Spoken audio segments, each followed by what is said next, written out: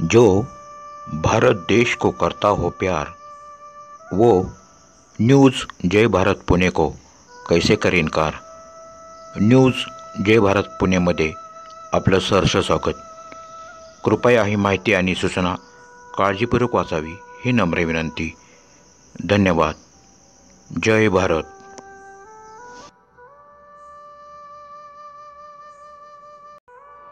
आज आपण एक विशेष व्यक्तिमत्व त्यांच्याविषयी माहिती घेणार आहोत.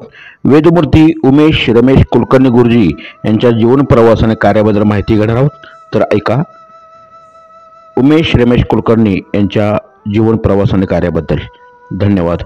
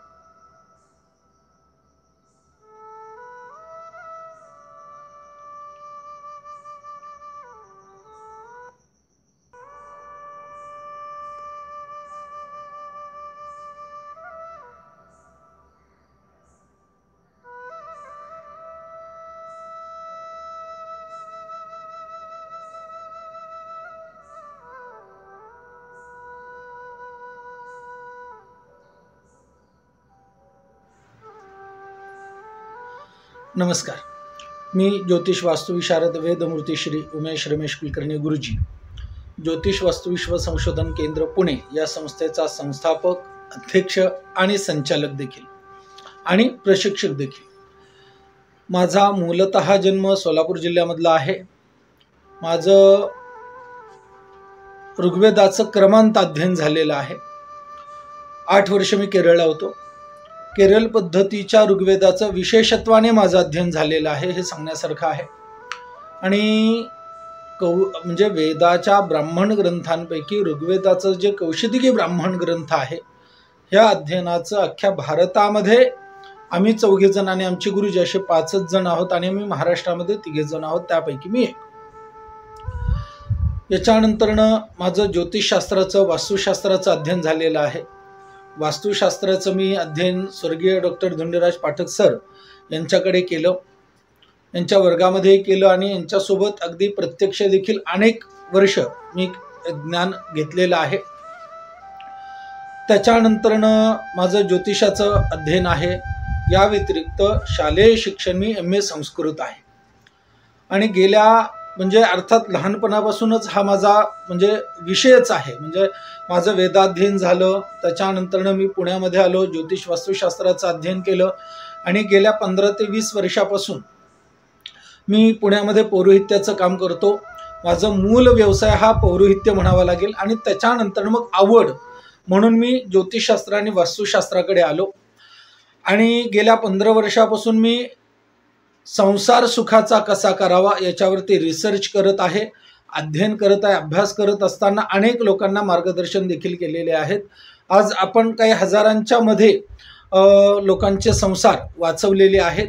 आणि माझा संकल्प आहे की कमीत कमी 1 लाख मराठी बांधवांना किंवा 1 लाख व्यक्तींना माझ्या जीवनामध्ये आहे तोपर्यंत वास्तुशास्त्र शिकवून लोकानाम हितकाम्य या उक्तीप्रमाणे लोककल्याण करावं, जेणेकरून आपण आपल्या जीवनाची आयुष्याची सर्व पुंजी एखाद्या घरामध्ये घालतो.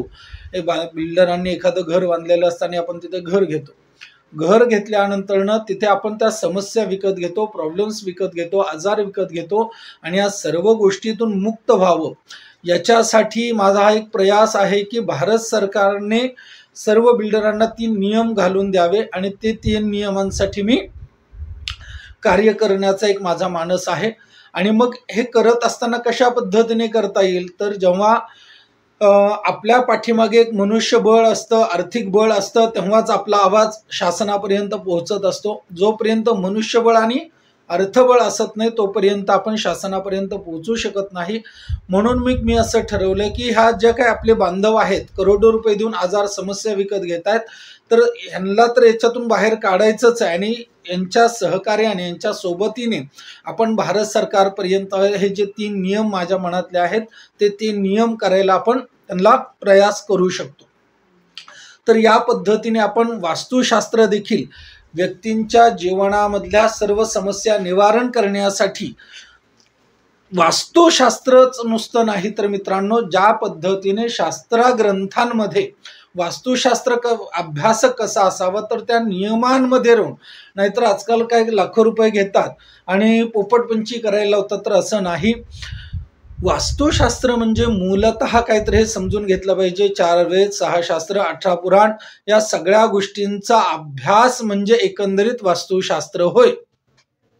मग हा जो विषय आहे म्हणजे एखाद्या वास्तूमध्ये गेल्यानंतरनं हा विषय वास्तुशास्त्रातला आहे, व्यवहारातला आहे की नात्यातला आहे किंवा खरोखर म्हणजे आपल्या वास्तूतला आहे की जन्मकुंडलीतला आहे, हा विषय फाइंड आउट करून त्यांना योग्य पद्धतीने आपल्या मार्गदर्शन करता यावं अशा पद्धतीने आपण वास्तू अभ्यास घडवत असतो. आणि मला सांगण्यास अतिव आनंद वाटतो की 18 वर्षाच्या विद्यार्थ्यापासून 80 वर्षाच्या विद्यार्थ्यापर्यंत प्रोफेशनल वास्तू कन्सल्टंट माझे विद्यार्थी जे आहेत ते 1,500 आहेत. आणि 5 दिवसीय फाउंडेशन वास्तू वर्गाचा अभ्यास केलेले विद्यार्थी हे माझी 50,000 संख्या आहे. याच्यानंतरनं आणि 50,000 संख्या आहे. त्याच्यानंतरनं संसार सुखाचा कसा करावा याचे माझे क्लासेस देखील आहेत आणि याचेही 75 पेक्षा जास्त माझे विद्यार्थी आहेत. लोलक शास्त्र, लोलक विद्या विशारद याचे 100 विद्यार्थी आहेत. अंकशास्त्र ज्योतिष, अंक ज्योतिषशास्त्र याचे माझे 100 ते 125 विद्यार्थी आहेत. मित्रांनो, या व्यतिरिक्त आपले जे वर्ग हे चालतात तर ज्योतिष वास्तुविश्व संशोधन केंद्र या पुण्याच्या अंतर्गत चालतात हे सगळे वर्ग. भविष्यात देखील आपण नवीन नवीन वर्ग, नवीन नवीन विषय आपण ऍड करत जाणार आहोत, त्याच्यामध्ये अभ्यासक्रमामध्ये सहभागी करत जाणार आहोत. आत्ता आमचा मुलांना वाढवताना 99 पायऱ्या हा पण एक विषय आई वडिलांनी करण्यासारखा विषय आम्ही घेऊन येत आहोत, जेणेकरून मुलांच्या ज्या समस्या असतात, ज्या वयामध्ये जे संस्कार होणं गरजेचं असतं तर त्याच्यावरती आपल्याला कार्य करता यावं. कारण आजची मुलं ही उद्याचा आपला राष्ट्र आहेत आणि म्हणून राष्ट्राला घडवायचं असेल तर आपल्याला या समाजावरती, लहान मुलांवरती कार्य करणं, आई वडिलांवरती कार्य करणं अत्यंत गरजेचं आहे. एकंदरीत सांगायचं तात्पर्य मित्रांनो, आपला कोणताही अभ्यासक्रम नुसता अभ्यास झाला, तुम्ही शिकलात आणि म्हणून तुम्हाला सर्टिफाईड केलं असं होत नाही. आपला प्रत्येक एक अभ्यासक्रमानंतरनं म्हणजे प्रॅक्टिकल असते, तोंडी परीक्षा असते, त्याच्यानंतरनं प्रोजेक्ट्स असतात, लेखी परीक्षा असते, नोट्सचा देखील विचार केला जातो आणि या पलीकडे मित्रांनो त्या विद्यार्थ्याचं बिहेवियर देखील विचारात घेतलं जातं. म्हणजे आमचे गुरुवर्य म्हणायचे की वस्तुतज्ञ नाही घडला पाहिजे तर खऱ्या अर्थाने वास्तुतज्ञ घडला पाहिजे. आणि आपलं सर्टिफिकेट ज्याच्याकडे आहे त्याला आपल्याला रात्री जरी झोपेतून उठून कोणी सांगितलं की अरे बा ढोकांनी अमुक अमुक केलं, कोणत्या विद्यार्थ्याचं नाव घेतलं आणि अमुक अमुक केलं असं जर सांगितलं तर एक गुरु म्हणून मला नक्की माहिती पाहिजे की हा विद्यार्थी असं वागू शकतो की नाही वागू शकतो. म्हणजे कोणीतरी सांगेव ऐकीव अशा गोष्टी न ठेवता माझं प्रत्येक विद्यार्थ्याच्या बिहेवियरकडे पर्सनली लक्ष असतं आणि त्यांच्या आचरणामध्ये आमूलाग्र बदल करण्याचा आमचा प्रयास असतो. आणि जेवढ्यांनी आपला वास्तुशास्त्र वर्ग केलेला आहे त्यांच्या व्यक्तिगत जीवनात म्हणजे नुसत्या वास्तूतून नाही तर व्यवहाराचा देखील परिणाम झालेला आहे आणि वास्तुशास्त्रामध्ये देखील सकारात्मक बदल करून त्यांनी त्यांचं जीवन सुखी बनवलेलं आहे, समृद्धी बनवलेलं आहे, समाधानी बनवलेलं आहे, आनंदी बनवलेलं आहे. याचा मला सार्थ अभिमान वाटतो, आनंद वाटतो. अभिमान म्हणजे कृतज्ञतेने सांगतो, मोठेपणा बिलकुल नाही. आणि वास्तू विशारद जेव्हा आपला विद्यार्थी घडतो तर याची 500 मार्काची परीक्षा असते. 50 मार्क तोंडी परीक्षेला आहेत, 50 मार्क नोट्सला आहेत. तोंडी परीक्षा आणि नोट्स प्लस त्याचा बिहेवियर मिळून 100 मार्क आहेत. म्हणजे एखाद्याला नोट्समध्ये नाही लिहिलं काही फरक पडत नाही, परंतु त्याला तो विषय समजलाय माझ्या दृष्टिकोनातून महत्वाचा असतो. आणि परीक्षा म्हणजे त्या व्यक्तीच्या ज्ञानाची हे नाहीये तर त्या व्यक्तीला किती समजलेलं आहे याचे पडताळणी म्हणजे ही परीक्षा आहे. कारण मित्रांनो आपण आयुष्यभर शिकत आलो आणि ज्या विषयामध्ये शिकलेलो असतो आपण त्याच्यामधून कधीच पैसा मिळवत नाही. म्हणून जो विषय आपण शिकतो आहोत हा आपल्याला चांगल्या पद्धतीने अर्थार्जन करून देणार आहोत. म्हणून चुकीच्या मार्गाने पैसा कमवायचा नाही हे मी स्वतः पाळतो आणि माझ्या विद्यार्थ्यांनाही सांगतो. कारण असमाधानाचे लाख रुपये कधी पुरत नाहीत आणि समाधानाचा 1 रुपयाही कधी कमी पडत नाही. हे माझ्या गुरुवर्यांनी मला सांगितले, मी माझ्या विद्यार्थ्यांना सांगतो. मीही त्या पद्धतीने राहण्याचा प्रयास करतो, माझ्या विद्यार्थ्यांनाही त्या पद्धतीने राहण्याचा सल्ला देत असतो आणि ते राहतात. म्हणजे सांगायचा तात्पर्य समाजामध्ये कोणत्याही प्रकारची लूट लुबाड न करता प्रामाणिकपणे म्हणजे जे असेल ते आपल्याला फॉलो करायचं असतं. आमच्या ऑफिसमध्ये देखील आम्ही एक वाक्य लिहिलेलं आहे, इथे आवडीचा नाही हिताचा सल्ला मिळतो. समोरच्याच्या हिताचं जे आहे, समोरच्याला आवडून काही फरक पडत नाही, पण हिताचा सल्ला मात्र दिल्याशिवाय राहायचा नाही. आणि या पद्धतीने आपण ते विद्यार्थ्यांना शिकवत असतो, मार्गदर्शन करत असतो आणि या पद्धतीने आपले विद्यार्थी अभ्यास करतात. याच्यानंतर 100 मार्काचा प्राचीन, आजकाल लोक म्हणतात पूर्वी कुठे वास्तुशास्त्र होतं का? अरे रात्रीमध्ये जर तू रात्र तुझी कधी संपलीच नाही आणि रात्री जर तू म्हटला दिवस कुठे असतो का तर समजणार कसं आहे? त्याच्यासाठी रात्र ओलांडून जावं लागणार आहे किंवा रात्र झाल्यानंतर दिवस असतो तुला समजून घ्यावा लागणार आहे. आणि आजचा दिवस झालाय म्हणजे काल दिवस होता रात्रीच्या आधी हेही आपल्याला समजून घेणं अत्यंत गरजेचं असतं. आणि मग याच पद्धतीने आज आपल्याला माहिती नाही म्हणजे काल नव्हतं असं नव्हतं. ज्या अर्थी आज आहे त्या अर्थी काल लुप्त झालं होतं, आपण पाहू शकलो नव्हतो, दृष्टी आपल्याला आली नव्हती, म्हणजे परवा मात्र निश्चित होतं. याचा हा अर्थ असा होतो, इंग्रजांच्या आक्रमण काळामध्ये आपल्याला जगणं मुश्किल असताना पूर्वी वास्तुशास्त्राचा अभ्यास करणं हे कितपत योग्य आहे असा विचार करणंही गरजेचं होतं. आणि मग तेव्हा त्याचा प्रचार प्रसार तेवढा होऊ शकला नाही कारण जगणं मुश्किल होतं.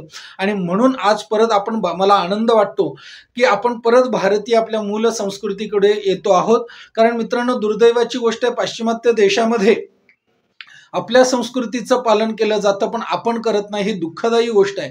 परंतु मला समाधान वाटतंय की आपण परत या संस्कृतीकडे येत आहोत आणि याच्यामुळे कमीत कमी 150 ते 200 वर्षापूर्वीचं, मी तर म्हणतो 375 वर्षापूर्वीच्या वास्तूच्या प्लॅनचा, म्हणजे जीर्ण जुन्या वास्तू आहेत त्याचा अभ्यास करायचा आणि हा 100 मार्काचा प्रोजेक्ट असतो. आणि याच्यातून खऱ्या अर्थाने विद्यार्थ्यांना कळतं की आपली प्राचीन भारतीय वास्तू जी परंपरा होती ही किती समृद्ध होती, सार्थ होती. आणि मग या पद्धतीने अभ्यास केल्यानंतर मुलांना खरोखर या शास्त्राचं महत्व समजतं. त्याच्यानंतर 200 मार्काची लेखी परीक्षा असते, 100 मार्काचे 4 प्रोजेक्ट असतात, ते प्रॅक्टिकल असतात. आणि ते झाल्यानंतर आपण स्वतः विद्यार्थ्यांना एके दिवशी बोलवून अभ्यासक्रम पूर्ण झाल्यानंतर त्यांना प्रॅक्टिकल देतो. आणि प्रॅक्टिकल झाल्यानंतर जे विद्यार्थी परीक्षा उत्तीर्ण होतात त्यांना सन्मानाने या समाजामध्ये स्टेबल होण्यासाठी, त्यांना लॉन्च होण्यासाठी, समाज मान्यता मिळावी म्हणून आपण त्यांना सन्मानपत्र प्रदान करतो, पदवी प्रदान करतो, वास्तू विशारद नावाची. याच्यामध्ये 4 वर्ग आहेत मित्रांनो. ज्या पद्धतीने 12वी असतं, ग्रॅज्युएशन असतं, पोस्ट ग्रॅज्युएशन असतं, एमफिल असतं, PhD असतं, अगदी याच पद्धतीने आमचा विशारद, वास्तुविशारद, वास्तुभूषण, वास्तुरत्न, वास्तु अलंकार आणि विद्यावाचस्पती असे वास्तुशास्त्रामधले 5 वर्ग आहेत. संसार सुखाचा कसा करावा याच्यामधले देखील आहे. आतापर्यंत मी वास्तुशास्त्राबद्दल बोलेन. तर स्टेप बाय स्टेप आपले विद्यार्थी पुढे चाललेले आहेत. आता आपले वास्तु अलंकार या वर्गाला काही विद्यार्थी आहेत आणि 2-4 विद्यार्थी आता वास्तु विद्यावाचस्पती करत आहेत. याचा मला समाधान आहे. आणि विद्यावाचस्पती म्हणजे उचलली जी लावली टाळाला नाही, तर युनिव्हर्सिटीमध्ये ज्या पद्धतीने होतं त्या पद्धतीने प्रत्येक विद्यार्थ्याला त्या विषयातला चांगला जाणता अभ्यासक आपण त्याला गाईड म्हणून देतो आणि त्या गाईडच्या आधिपत्याखाली तो वास्तू अभ्यासक संशोधन करत असतो, आपली विद्यावाचस्पतीच्या अभ्यासक्रमाचा अभ्यास करत असतो. गुरुवर्यांनी सांगितलेला एक नियम आम्ही निश्चित फॉलो करतो. आगामी 150-200 वर्षातलं एकही पुस्तक पाहायचंच नाही, हा नियम धरूनच आमचा हा वास्तुवर्ग चालतो. प्राचीन भारतीय वास्तुग्रंथ आणि आधुनिक सायन्सचा विचार करून, कारण आपण 21व्या शतकामध्ये राहतो, बाप दाखव नाही तर श्राद्ध कर म्हणणारी ही पिढी आहे. तर 21व्या शतकामध्ये आपल्या येऊ घातलेल्या पिढीला हे शास्त्र आपली कशी उपयुक्त ठरतात या पद्धतीने आपण शिकवत असतो. आणि मला खरोखर आनंद आहे की 18 वर्षापासून 80 वर्षापर्यंतचे वृद्ध तरुण, मग त्याच्यामध्ये गृहिणी असतील, आर्किटेक्चर असतील, सिव्हिल इंजिनियर असतील, त्याच्यानंतर इंटेरियर डिझायनर असतील, वकील असतील, डॉक्टर्स असतील, पोलीस असतील, पोलीस अधिकारी असतील, अशा विविध क्षेत्रातले माझे पत्रकार बांधव असतील, अशा विविध क्षेत्रातले व्यक्ती आपले विद्यार्थी म्हणून आहेत, अभ्यास करत आहेत आणि ते स्वतःला त्याचा फायदा देखील करून घेत आहेत.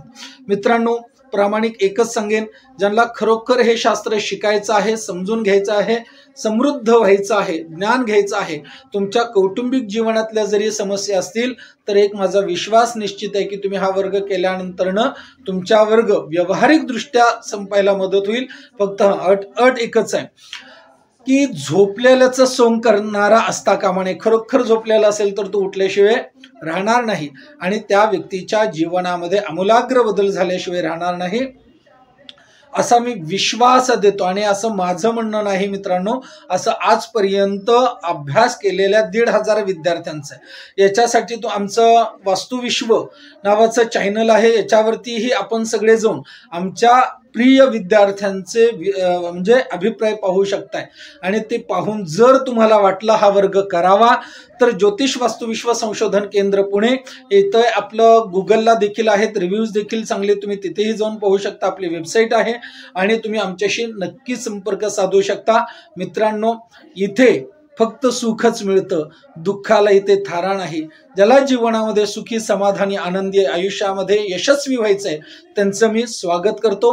मित्रांनो, आज इथे भेटलात, आयुष्यात परत इथेच भेटूया पुढच्या अशाच कोणत्या तरी भागामध्ये. तोपर्यंत श्रीराम समर्थ.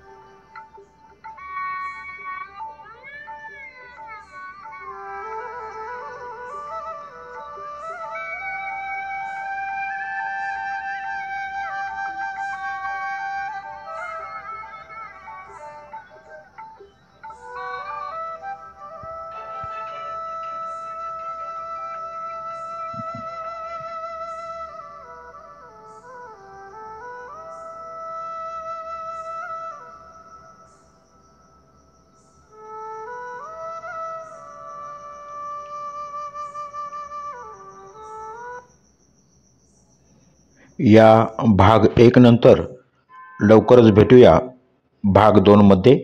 तोपर्यंत जय भारत.